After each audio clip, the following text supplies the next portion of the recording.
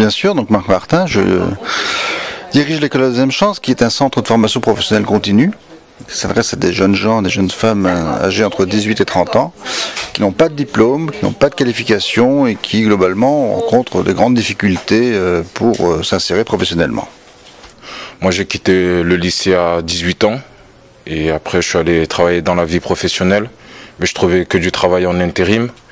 Et je suis venu ici à l'école de la deuxième chance pour me remettre à niveau et pour obtenir un métier qualifiant, quoi.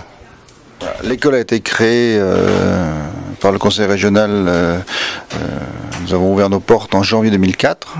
Donc ça fait 6 années d'exercice. Nous avons accueilli 750 élèves environ depuis l'ouverture. Et aujourd'hui, c'est tous les mois 15-16 nouveaux entrants qui intègrent l'école pour un parcours de formation qui dure 9 mois en moyenne, au cours duquel nous allons travailler avec eux sur l'élaboration de leur projet professionnel et mettre en œuvre une mise à niveau adaptée à leur projet, adaptée à leur niveau, de manière à leur permettre de reprendre plaisir à apprendre, d'apprendre à apprendre et de se réconcilier avec les apprentissages. Je trouve que c'est bien, c'est vrai que nous aide un petit peu car nous qu'on vient de l'étranger, on n'a pas la langue, on ne connaît pas trop de trucs ici en France et avec cette école, il essaye de nous faire un petit peu de notre niveau. Et aussi, il nous montre beaucoup de trucs, même il nous ramène des entreprises, comme ça on voit les milieux de travail et tout. Chaque fois qu'ici en région Midi-Pyrénées, on met une politique en place, on l'évalue.